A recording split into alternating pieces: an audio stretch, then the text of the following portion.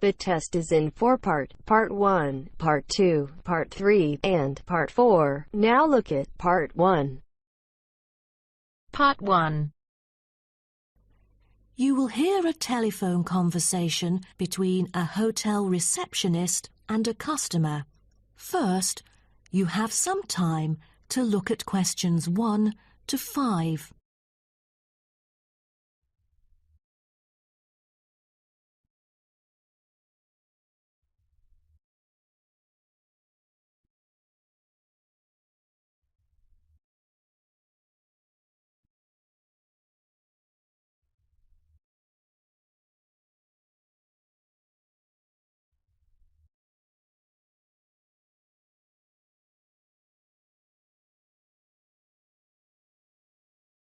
You should answer the questions as you listen, because you will not hear the recording a second time. Listen carefully and answer questions 1 to 5. Good morning, Sunset Hotel. How may I help you? Good morning. I just saw an advert in the paper about your hotel. Where exactly is it located? We are situated on Sunset Avenue, north of the beach, close to many scenic spots. It is an ideal choice for travellers interested in sightseeing. That's great. Is there a vacant 4-bed room? We'll be travelling with our 2 sons, aged 9 and 11, so it's best that we are able to stay in one room. Let me check. Just a moment. We only have a few 4-bed rooms, and I'm afraid they are fully booked at the moment. The earliest time available is August, but there might be some left in July if a previous customer cancels the reservation. Oh, that'll do. How much would the room cost me? It's €77.50 during peak time, but the price would be much lower during off-peak season. Only €50. So, if I book a room right now, is there any discount? Yes, we do offer a 30% discount for any reservation made 1 month ahead of schedule. It is a very reasonable price. That does sound tempting. Does the price include anything? The price includes 2 breakfast vouchers per room per day. You can use them at 2 different restaurants in our hotel. There's also a 20-minute spa trial available, but you have to book it beforehand at the concierge or directly at the spa centre. I'm wondering if there is a hairdryer in the room. It takes ages to dry my hair without one. Do I have to bring one? No, there is absolutely no need to bring that, for each room is equipped with a hairdryer. But I have to inform you that towels are not provided. You'll have to bring your own, or hire some at the front desk. Oh, I see. Before you hear the rest of the conversation, you have some time to look at questions 6 to 10.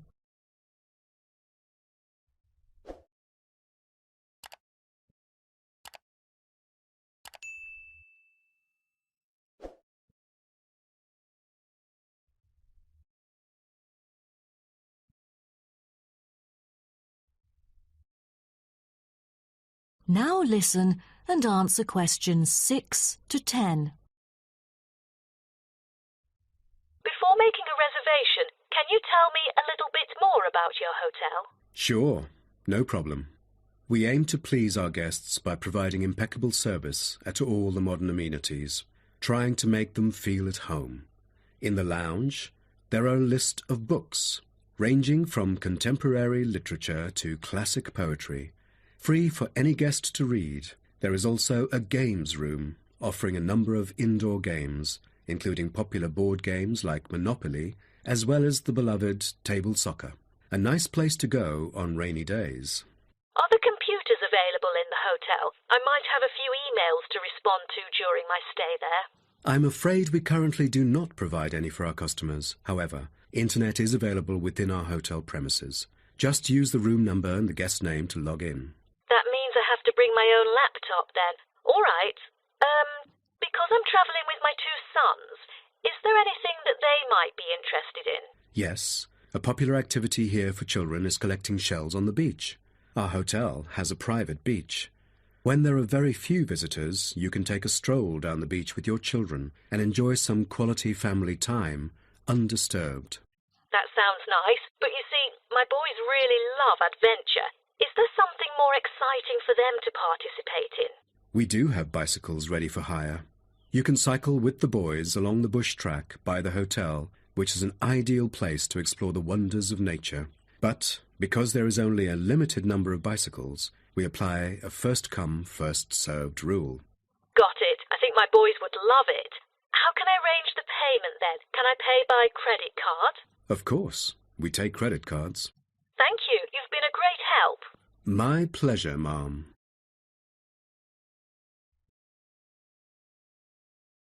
That is the end of part 1. You now have half a minute to check your answers.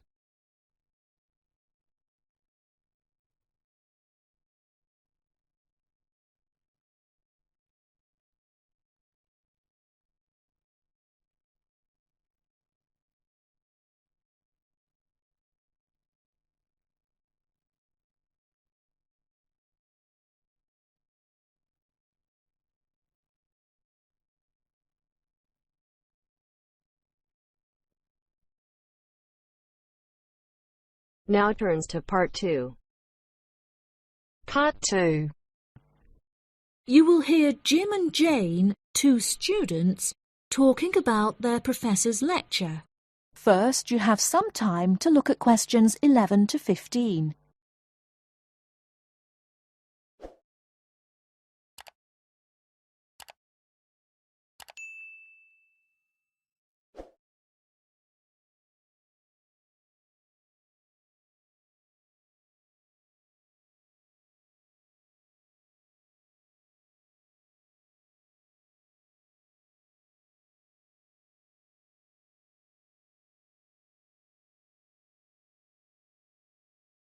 Now, listen carefully and answer questions 11 to 15. Jane, what did you think of Professor Morgan's lecture? I don't know about you, but I find it incredibly difficult to believe that light influences the environment as much as he says. I've never seen any journal articles, websites or anything that verifies his arguments. It's stupid. On the contrary, I've seen a great deal of research supporting his argument from a wide range of renowned scientists. Have you looked at the recommended textbook listed on the course outline given to us at the beginning of the semester? All the information is in there. Perhaps you've just been looking in the wrong places. I never look at the course outlines. I have so many loose sheets of paper I tend to lose anything I'm given by the end of the day. What's the textbook they recommend? And where can I get it from? I should probably go buy it soon. I'm already behind in the course. Yeah, you definitely should buy it. And our grades are more important this year. It's called The Influence of Light on the Environment. You should be able to find it in the bookshop on campus. If not, they'll order it within 2 weeks. In the meantime, you should read up on Ken Simpson's work. He argues that in order to protect natural habitats, governments should endeavour to turn off lights in cities at night. Well, that's controversial. I doubt any government would be willing to do that any time soon. I imagine roads would become quite dangerous without street lighting. For this issue, Dave Kepler suggests they could just replace the existing lights with more environmentally friendly bulbs. They could even install solar-powered lights. That way, roads will be more eco-friendly while maintaining safety. Although I guess they wouldn't be particularly effective in colder countries, especially during the winter. That's quite a good idea, actually. The price of solar power is supposed to be on par with electricity within the next few decades, and it was on the news this morning. I've also heard that, according to Sharon Gray, in countries with more sunlight, insect-eating animals tend to be smaller in size. Since there are fewer insects, and the remaining insects produced a smaller number of eggs. Yeah, I think I read somewhere that sunlight also has a negative effect on the quality of water, but I'm not sure I believe it. In many hot countries, particularly developing countries, there is a lot of water pollution caused by factories rather than sunlight. Nevertheless, Maria Jackson says that in direct sunlight, the surface of the water becomes more translucent. Therefore, it affects the amount of sunlight that aquatic insects can absorb. Not much research has been undertaken to prove Jackson's theory, but it seems to have been widely accepted anyway. I've never heard of that. I'll have to look it up on Google. The only other theory I've studied is Barbara Swallow's study on how declined insect population adversely affects the frog population. Not that I'm complaining. I hate insects, especially spiders. You have arachnophobia? I never would have guessed. Didn't your brother have a pet black widow spider? Yes, he did, and I hated it. It escaped from its cage once, and we never found it. I had nightmares for months. Before you hear the rest of the talk, you have some time to look at questions 16 to 20.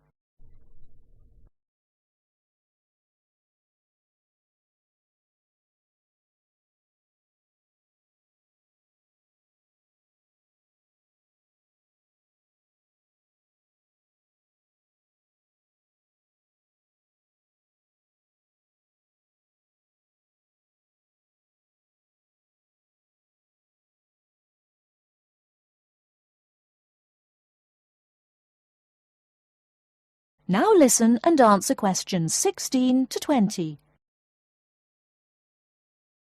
Okay, now I'm getting goosebumps. Let's change the subject. What's your stance on natural and artificial light? Honestly, I'm not sure it makes much difference which one you use. Species will die out either way. I think the real argument we should consider is global warming and protection or replacement of finite fuels. Solar power provides us with an incredible opportunity to replace electricity, and governments should definitely increase spending on research in this field. The theories discussed in our lectures, like Simpson's and Gray's, are so vague and lack proof, so I don't understand why we even study them. I see what you mean.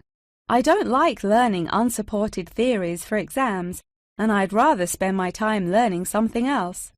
For example, I'd be much more interested in studying the animals in safari parks than researching migratory birds, particularly the effect of tourists on the quality of life of animals. As we know, every year thousands of visitors will drive in their own vehicles or ride in vehicles provided by the facility to observe freely roaming animals. Yeah, that would be really interesting. Especially those animals living in more tropical countries like Borneo. Following on from that, I want to study how bringing animals over from foreign countries to put in our zoos affects their life expectancy. For example, do you remember when China sent pandas to Edinburgh Zoo? Apparently, one of the pandas became depressed, but it was never explained why. To me, obviously, you can't take an animal out of its natural habitat and put it in a cage on the other side of the world. It just doesn't work. That is the end of part 2. You now have half a minute to check your answers.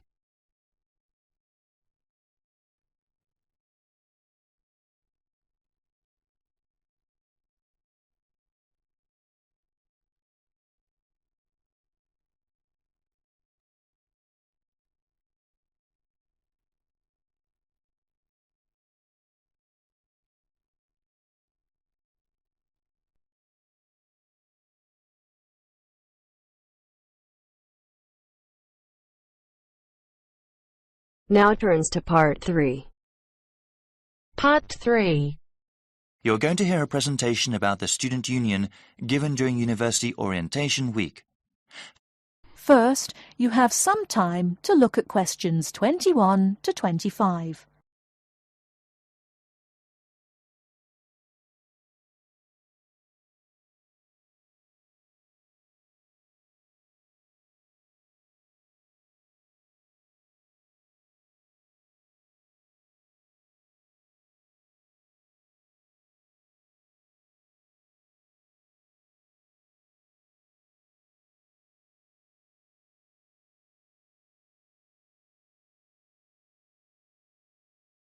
Now listen carefully and answer questions 21 to 25.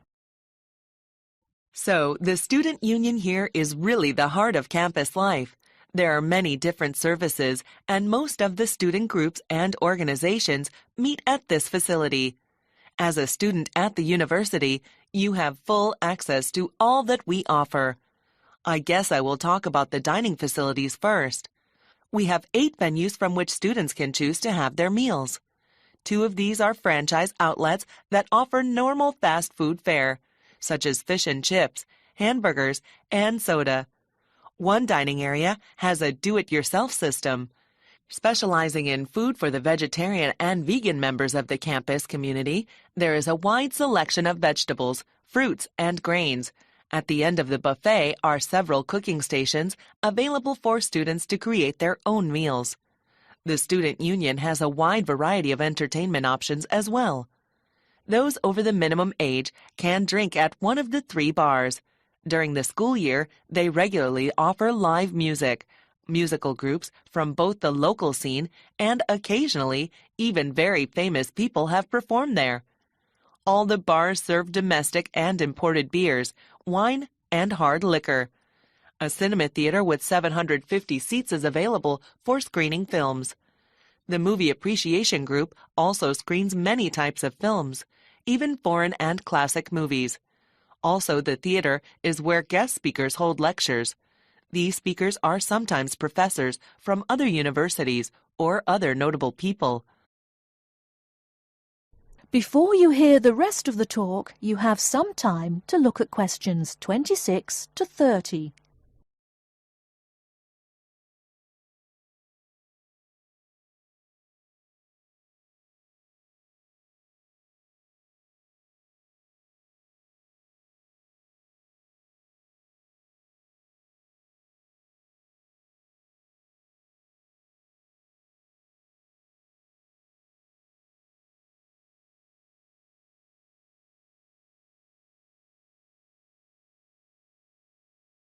Now listen and answer questions 26 to 30. Now I want to explain how to go about reserving a space in the student union for your event. We have several different types of rooms, ranging from small gathering areas to large lecture halls. Students can also show a movie or documentary at the cinema theater. Any student organization that wants to hold an event or meeting must submit a form available at the information desk in the main hall. On this form, you must provide a name, their contact information, a short description of the event, the type of room required, and the time and date you need it. Any organization sponsoring the event or meeting must also be listed, along with the budget. This budget has to include items bought for the event and any people who are hired. There is also a section for any sort of multimedia resources you need. Write down anything you might need, such as speakers, projectors, screens, microphones, podiums, or even computers. We will contact the Media Resources Center to make sure all the necessary equipment is there at the right time. We are always looking for ways to improve the student union. If there is any part of the building that needs service, please inform the person at the information desk. There is also a suggestion box at the desk where you can fill out a card and give us more ideas for improvements. We have about 1,500 people working here for the community, and we're open to anything that can make your university life more enjoyable and productive. That is the end of part 3. You now have half a minute to check your answers.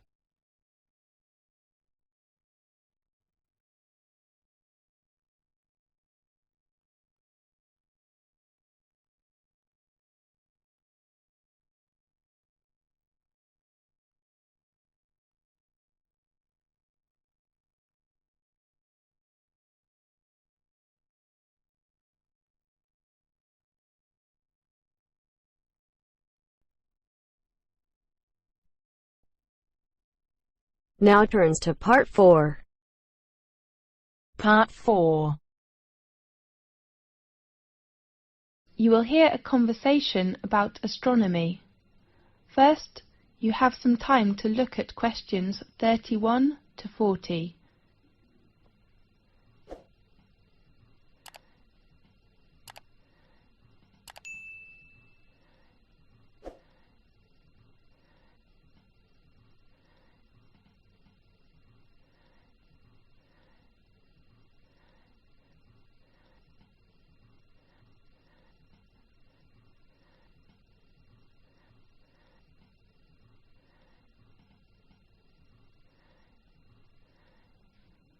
Now listen carefully and answer questions 31 to 40.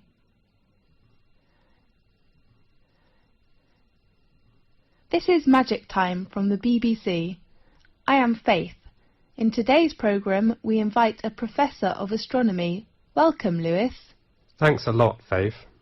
What magic information will you introduce to us? We all know the Leonidas in August are coming. So today, let's talk about meteors. Good topic. At one time or another, almost everyone has glimpsed a swift little streak of light dashing across the night sky. Nearly everyone makes wishes when they see them and blame both good and bad luck on their presence. Yes, these sudden celestial visitors are meteors. We often call it shooting star. The glowing trails are caused by the incineration of a piece of celestial debris entering our atmosphere. Many meteors are quick flashes, but some last long enough for us to track their brief course across the sky. Right. Now and then, a meteor truly will light up the night, blazing brighter than Venus, although rarely, even brighter than the moon, leaving in its wake a dimly glowing trail that may persist for minutes. Lewis, can we see some meteors every night in 1 year? Yes. Under a dark sky, any observer can expect to see between 2 and 7 meteors each hour, any night of the year. These are sporadic meteors. Sporadic meteors? Yes. Their source bodies, meteorids, are part of the dusty background of the inner solar system.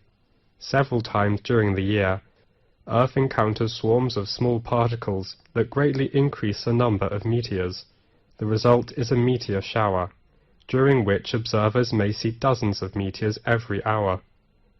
Concentrations of material within the swarms may produce better than average displays in some years, with rates of hundreds per hour, and were treated to a truly amazing display in which thousands of visible meteors can be seen for a brief period.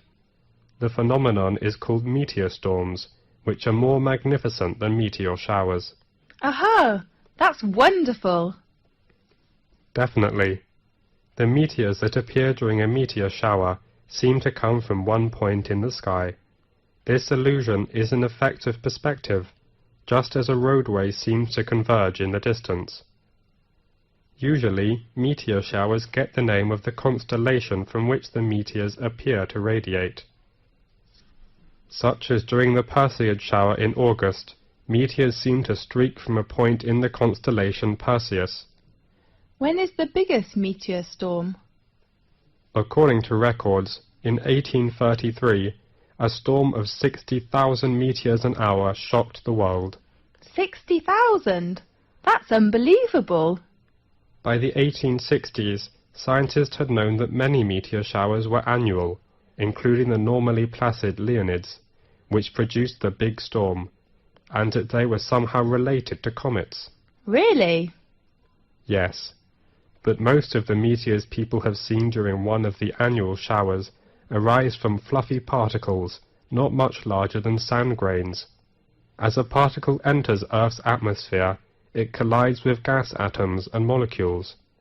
The particle becomes wrapped in a glowing sheath of heated air and vaporized material boiled off its own surface.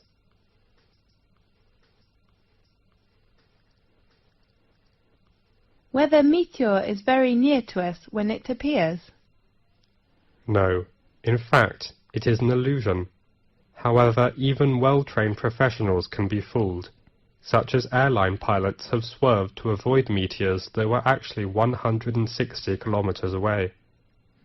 A meteor that appears brighter than any of the stars and planets is a fireball. Fireball? That's so interesting. Yeah.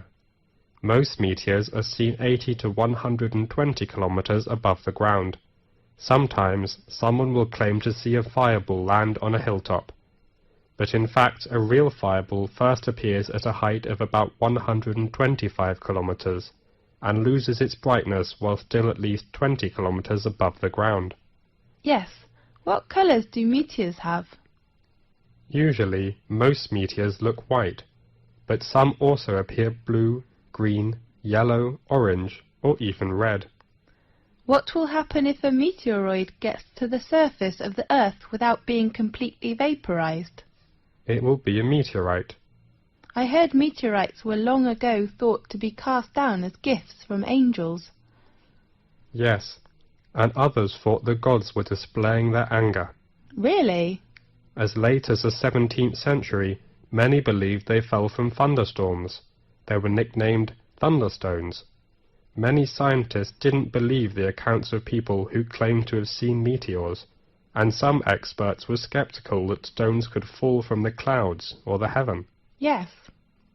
One of the most significant meteorite events in recent history destroyed hundreds of square miles of forest in Siberia on June the 30th, 1908. According to local witnesses, a ball of fire streaked through the sky and seemed to enter the atmosphere at an oblique angle. It exploded, sending out hot winds and loud noises, and shaking the ground enough to break windows in nearby villages. Small particles blown into the atmosphere lit the night sky for several days. So, nowadays, the prevailing theory holds that a meteor exploded just above the surface. Yes. Most impact craters and basins larger than the meteor crater are heavily worn away or have been buried by rocks and dirt as the Earth's surface changed. At present, Chicxulub Basin, centered in Mexico's Yucatan Peninsula, is the largest one. The diameter of basin is around 300 kilometers. Rock samples obtained by drilling into the basin show that an asteroid struck the Earth there about 65 million years ago. Does that the same period with the dinosaurs disappeared? That's right. Many scientists believe this debris caused climate changes which made the dinosaurs not survive. We do really hope that will never happen again. Right. OK, thanks for watching today's programme. See you next week. That is the end of part 4. You now have half a minute to check your answers.